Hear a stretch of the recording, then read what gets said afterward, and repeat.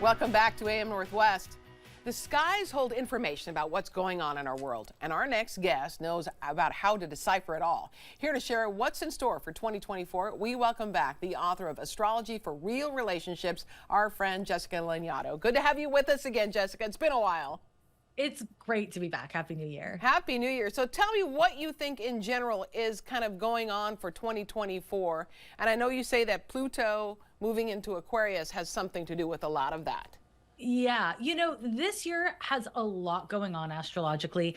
And what I'm really looking at is what is likely to happen in presidential politics in the United States. Yes, tell us what's going to happen. What's going to happen, Jessica? I mean, that's the million-dollar question, isn't it? What astrologers and I think a lot of political pundits probably agree on is that we can expect the unexpected this year, that things are not likely to happen in the way that they historically have.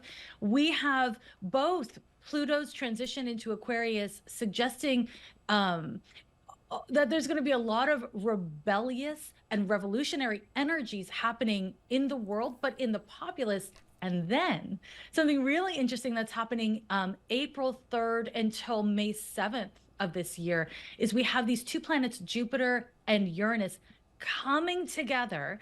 And that is likely to create really unexpected circumstances in the presidential lineup. Like we may see candidates that we don't expect. We may see real surprises with presidential politics this spring. So I'm definitely going to be keeping my eyes peeled for that. I wonder what that would be. Like, I really do. Like, what do you have any hint as to what it could be?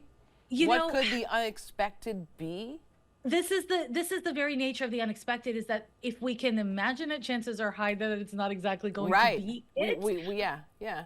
But I think that, within that, and this is something that I probably talked about the first time I was here, is that we are seeing major changes within journalism and within technology, which includes like deep fakes and all kinds of other like AI related things.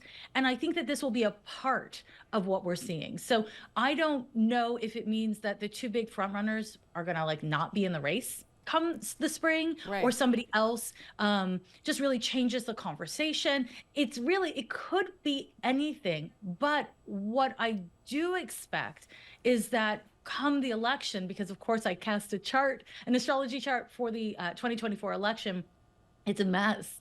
It just looks really messy. And it's what I think a lot of us expect, which is that there's the risk of, a lot of very angry people. One person is in court all the time, and could that have something to do with it? Yeah, and that same person calls for violence a lot of times. Yeah. And we have seen violence in this country around presidential elections, not frequently, but recently. And unfortunately, the astrology of the 2024 election introduces that risk. Okay. And so I think what I'm really interested in this year is how to get people's civic engagement up, because there's something called Saturn and Neptune. They're both in Pisces for the 2024. And this can lead to a lot of hopelessness and helplessness and people feeling like, I just want to opt out because there's no point. I don't like either side. I don't like what's happening. And, in 25 and 26, we're likely to see real fireworks globally and in this country. And so how we lay foundations in our civic engagement, in our systems, I think is going to be really important this year, like on a social and political level. Yeah.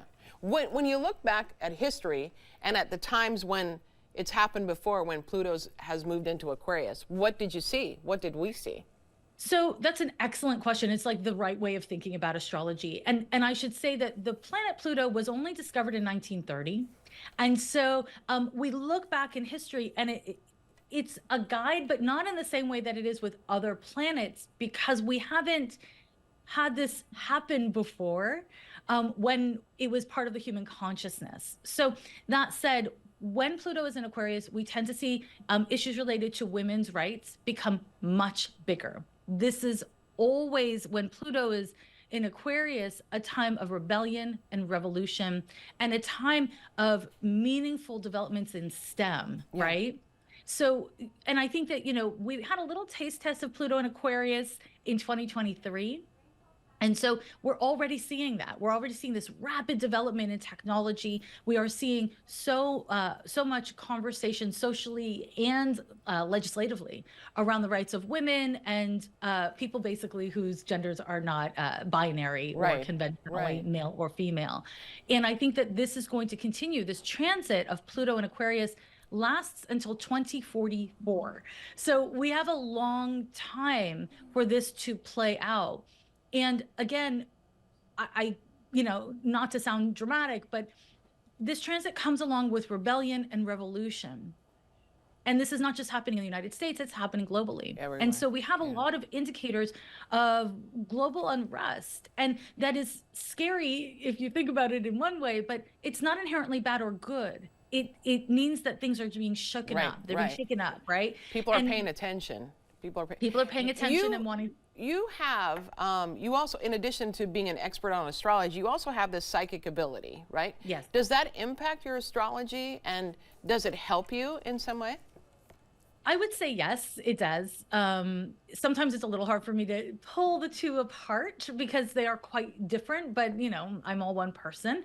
But certainly, back in 2016, 2017, when I saw an airborne pandemic emerging, Right. I saw it through astrology, but it was also a psychic hit. Yeah. So I think that when it comes to astrology, and this is part of what some people love about astrology, and it's the same thing that people dislike about astrology, is that it is something that it's a system to be studied, but there needs to be like the wind hitting the sails, right? There is an intuitive element Right. to how we unpack it and Yeah. make sense of it. Yeah. Oh, that's incredible. We want to tell viewers again, the book is titled Astrology for Real Relationships. I love talking to you, Jessica. Jessica Lanyadoo, great to see you again. Great to see you too. Thank you for having me.